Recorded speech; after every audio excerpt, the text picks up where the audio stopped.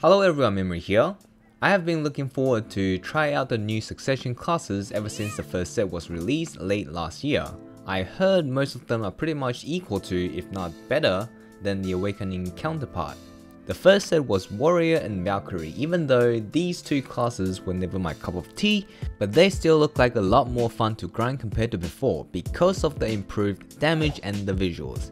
Yes, the visuals. The visuals and the overall aesthetic are a big reason for me to play a certain class or character in pretty much any games. Unless the class is a complete trash or the combat is too clunky for my liking, I will always choose the class with the better visuals over the stronger class. And one of the main reasons is that even if I do play the strongest class, I will most likely be too retarded to play properly anyways, so there's no point. Now here's the thing about Maehwa. I started the game not knowing what class I should choose, so I decided to play a mage, just because I like to play mages in other games. Maehwa was not there when the game first came out, but when she was released, I like her overall design so much that I actually switched over to her for a while. Keep in mind that was the era when grinding to level 56 takes weeks to do. I don't grind much, but I ditched my level 56 witch for her. That's something. The skill Blooming and Red Moon just looks too good not to play around with them. I've actually never seen other games with a sword class that has a skill that looks this beautiful before. However, I still main my witch till this day, as many of you knows. That is because Maehwa skills have relatively small hitbox with low damage compared to other classes. Her high damage skills are locked behind cooldowns, and the ones that are spammable does not do enough damage. She is considered squishy, so she relies on blocks and iframes to survive. That means I'm going to have even harder time playing her since I live in Australia. And playing on the NA server means high pings, so timing iframes and rapid dashes will often lead to random rubber banding to my death. Later on, the Awakening arrived, but that didn't raise much interest to me because she is using a spear instead of a katana. Why? I thought they were going to give her something edgy like a double sword or something crazy. Don't get me wrong, it still looks great, they did a good job on fusing ice element into the spear moves, but I just never liked the fighting style of a spear, that's all. And now we have the Succession. The Succession pretty much fixed all the problem I have with Maehwa, and the positives were made better.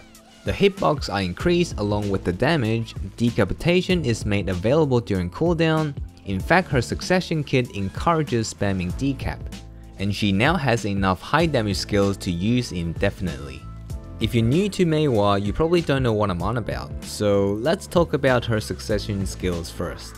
I'm not gonna go through them in too much details, but I'll be going over some of the key things you might want to know before you build your Maehwa, which took me a while to figure out so you don't have to. Like I mentioned before, Decapitation is encouraged to be spammed. It does decent damage and it can be comboed quickly after some of your other skills. So now this will be your new bread and butter skill. You'll get a blade buff that can be stacked up to 3 times every time you use decap. After the third stack, the buff will become red for 10 seconds, during which your decap, blind thrust and red moon will become the tiger blade version. You can think of it as your 50 or 100% Black Spirit Rage version of the skill, except it doesn't consume your Black Spirit Rage, and you can use it a lot more often. I'll go through how to utilize this later. Blooming and Red Moon are your high damage skills that has hard CD, which will also be your top priority skills. Blooming has higher damage, but it also has higher cooldown, and you have to learn the animation cancel to mitigate the initial animation in order to make it worth using. I will also go through this later in the video. Red Moon on the other hand deals less damage, but the Tiger Blade version of the skill is what makes it better. In fact, this is actually my favorite Maehwa Succession skill because of it. Blind Thrust is a utility skill which is a lot more useful than at first glance. However, because it is a utility skill, level 1 is all you really need when you are short on skill points. It'll only slightly increase the damage when you level it up, which you won't really notice it. Stigma is a skill that instantly fill your WP up if it hits. It also deals decent damage, and it is one of the skills that can cancel the blooming animation. Sticky Snowflake is just another spammable damaging skill. Whirling Cut is a skill that is just nice to have. It does okay damage, but the main use of the skill is to move sideways quickly, so you can reposition yourself better. Now, if you are short on skill points, you can skip the following skills for the time being. They're just less useful on PvE, so you won't be using them as much yet. Dragon Bite and Blind Slash are both used for CC and comboing with other skills, and they also combos well with each other.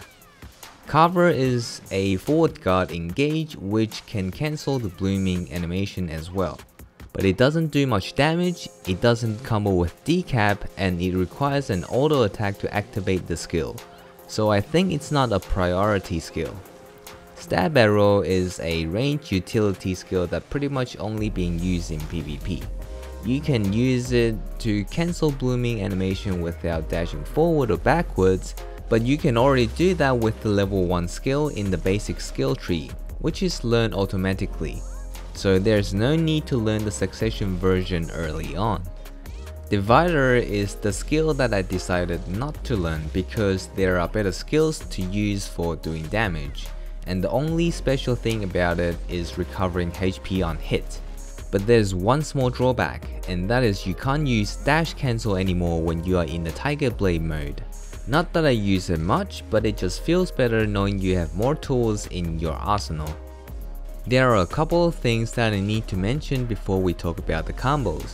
First, for the Rabam skills, I picked Crimson Gust because it does damage, and Blooming Step because it does more damage. And here is my skill add-ons. There are some great emphasis on attack speed even though they don't stack, because it really makes your combo flows that much smoother after some testing. The rest is just whichever suits your playstyle better. Lastly, does the skill augments in the basic skill tree affect the succession version? The answer is yes, but not all of them. From my testing, Ascension to Heaven, Ultimate Whirling Cut, and Whirling Cut Grinder works. Not sure about the ultimate decap, but I think it does work, and the rest of them either doesn't work or will interfere with your other combos while providing nothing useful on the table. So there you go, more skill points can be saved here. Now let's move on to the combos. I'm definitely not knowledgeable in PvP for Maehwa, so the following combos that I figure out by myself is either gonna be useful for PvE or it just simply looks cool to use. Blooming Cancel is pretty much a must learn if you're playing Maehwa. Most of the people probably already know how to use dash blooming. The animation cancel using other skills have the same idea. Here is Carver Cancel, Stab Arrow Cancel, and Stigma Cancel. Keep in mind that Stigma will not push back the target in PvP, so you don't necessarily have to do it backwards like in the video. Next, I'll talk a bit about the Tiger Blade buff in the main skill tab. It gives you a whole bunch of buffs and makes some of your skills stronger, with a couple of downsides. There are only a few skills that you can use in the duration which will eat up your stamina really fast. And there is a long animation when it ends, so no one really uses it before the succession comes out.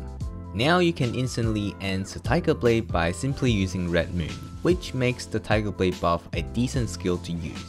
Most of the time I activate Tiger Blade just so I can use the enhanced Red Moon without having to stack up decap first. Next combo is Stigma Blooming Cancel into decap. This will be the highest damage combo out of all combos that I'm gonna show in this video. But Stigma will launch you backwards, so you need to play around with it for a while to use it right. Next one will be Dragon Bite into Blind Slash into decap.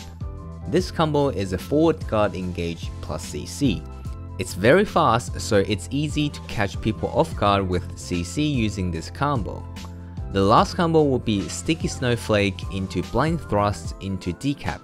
Most of the time I just spam the Blind Thrust decap combo. You can just hold down W, spacebar and left mouse button to spam it. This combo deals decent damage, has great mobility, and it recovers your WP if you hit something with it, and most importantly, it is the fastest way to stack up your red blade buff. You can even grind quite efficiently only using this combo. The downside is that it does not have frontal guard or super armor, so it is not good to use in PvP. Keep in mind that you need to do a quick auto attack before you hold down all 3 buttons, otherwise you're just gonna keep jumping around like this. Now you might wonder, why would I add Sticky Snowflake in front of it? And the answer is, you can chain everything I just mentioned above into one gigantic combo, which looks something like this.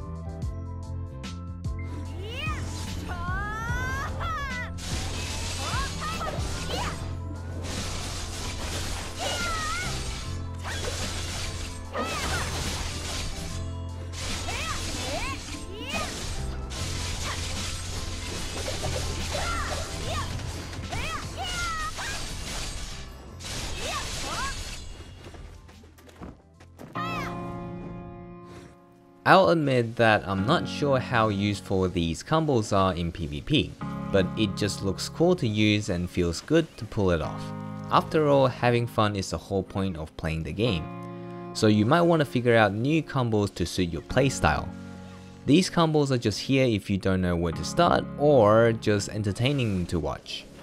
Maehwa Succession has decent amount of damage with insane mobility, which makes her an S tier grinder, at least for areas that are weaker than Augment. I used this set of gear while I was grinding in the video, and everything already died in 1 or 2 skills. I don't have TED weapons, so I didn't test out higher level areas, but I'm pretty sure she will perform decently in those areas too. I'm definitely enjoying her Succession over the Awakening at the moment. For me, the only thing that the Awakening is better than the Succession is her dash. The Awakening dash is much faster than the Succession. I'd say almost twice as fast, but even with the slower dash, she is still one of the highest mobility class in the game, so I'm not complaining. If you don't have her yet and you have a free character slot available, I highly recommend you to try her out. Even if you don't like her, she is still a top tier life skiller ult to have, just because of her mobility. Anyways, that's it for today. Like it if you subscribe, hopefully you enjoyed it, and I'll see you in the next video.